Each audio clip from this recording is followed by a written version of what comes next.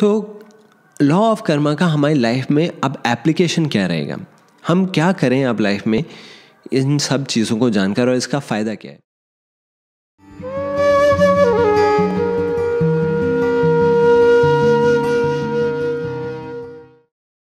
अगर हम किसी व्यक्ति को सफ़र करते हुए देखें, किसी भूखे व्यक्ति को देखें, क्या हम बस ये बोल दें कि वो तो भूखा है क्योंकि उसके कर्मफल ऐसे थे, उसने कुछ पाप किया था।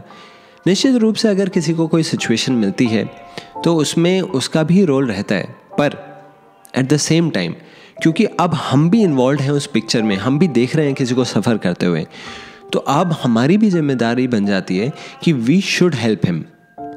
तो इसमें हम बस ये बोलकर कि ये इसी का कर्म है, हम इससे बच नहीं सकते, हम उस टाइम पर ये कर सकते हैं कि हम जो भी हो उसको हेल्प प्रोवाइड कर सकते हैं, वो हेल्प दें हम।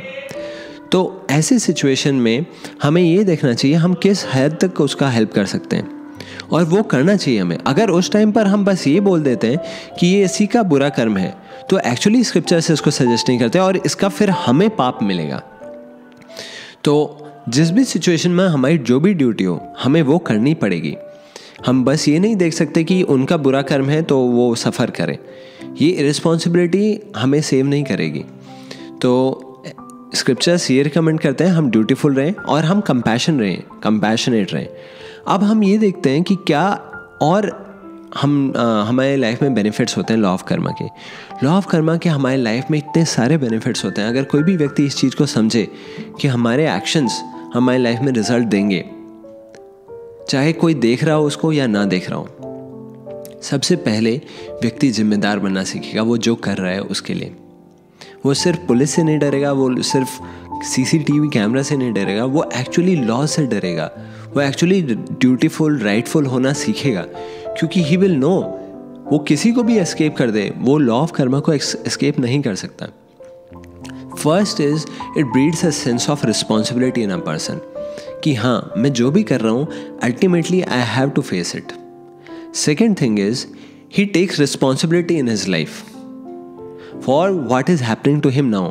और ये सारी ब्लेमिंग टेंडेंसीज, विक्टिम मेंटालिटी कि मेरे साथ ये क्यों हुआ, मेरे साथ इसने बुरा किया, उसने बुरा किया, इस सब चीज़ों से बचकर डील करते हुए इन सब से वो ये रिकग्नाइज कर पाएगा क्योंकि मेरा ही ये रिजल्ट है।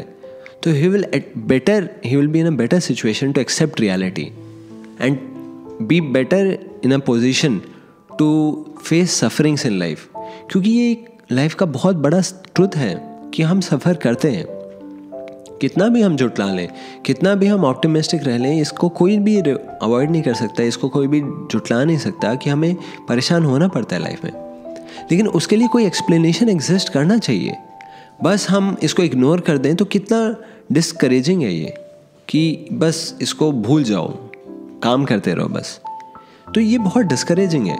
इसके अलावा अगर कोई बहुत इंस्पायरिंग हमारे पास फिलॉसफी हो इसको समझने के लिए कि हाँ मैंने ही कुछ बुरा किया था, तो अभी मैं और कॉशियस रहूँगा और मॉरल रहूँगा अपने लाइफ में, और मैं स्क्रिप्चर्स को अप्रोच करूँगा, इसके बियॉन्ड क्या सॉल्यूशन है।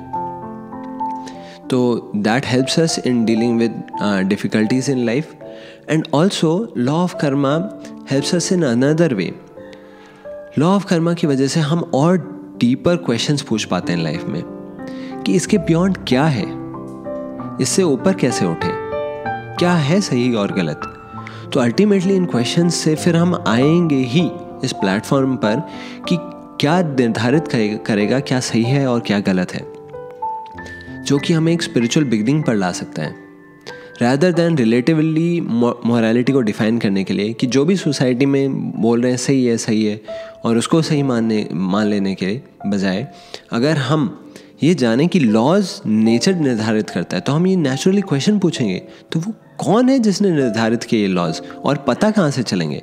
तो नेचुरली कोई भी इंटेलिजेंट व्यक्ति धीरे धीरे स्क्रिप्चर्स की तरफ आने लगेगा, और स्क्रिप्चर्स में आते ही वो स्पिरिचुअलिटी की तरफ बहुत जल्दी आगे बढ़ने लगेगा, वो और हायर गोल्स के प्रति आगे बढ़ेगा। तो इसी में अगर हम चर्चा करें कि कर्म के बियॉन्ड क्या है, कर्म के बियॉन्ड है अकर्म, एंटी कर्म जिसको हम समझ सकते हैं। तो कर्म दो प्रकार के होता है अपने आप में, विकर्म और सकर्म।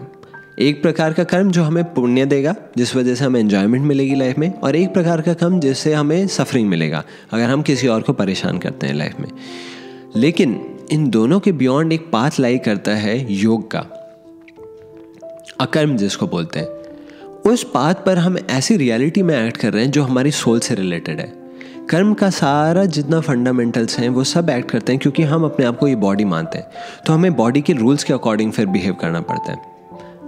लेकिन अगर आप अपनी रियलिटी के प्रति अवेकन होने लगें, स्पिरिचुअल रियलिटी के प्रति, और आप उसके अकॉर्डिंग एक्शंस करने लगें, तो आपके सबसे पहले ये अंडरस्टैंडिंग भी बनेगी कि हाँ, इसके बियॉन्ड भी एक रियलिटी है, और उसके बियॉन्ड एक और फ़ायदा जो होगा वो ये है कि हम मोक्ष के प्रति आगे बढ़ सकते हैं। और अकर्म से हमें कोई भी रिएक्शन नहीं झेलना पड़ेगा इस बॉडी में। अल्टीमेटली ये लाइफ क्या है? सिर्फ जन्म और मृत्यु का सागर है। आपको कैसा लगेगा अगर मैं बताऊं आपको, आप कितना भी हार्ड वर्क कर लो, कुछ भी कर लो, एक दिन आपको मरना है और फिर वापस यही सब शुरू हो जाएगा।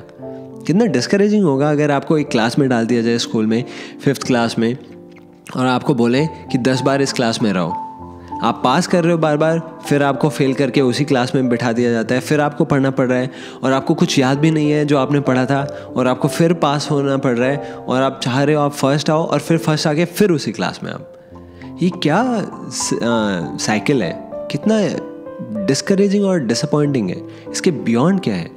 तो हमारी कॉन्शियसनेस असली नेचर में एग्जिबिट होती है जब हम कर्म के साइकिल के बियॉन्ड जाते हैं, जब हम अपने स्पिरिचुअल रियलिटी के प्रति अवेकन होते हैं। तो ये सारे एक्शंस हम राइट अवे अभी भी शुरू कर सकते हैं जो हमारे सोल से रिलेटेड हैं, जिसको अकर्म बोलते हैं।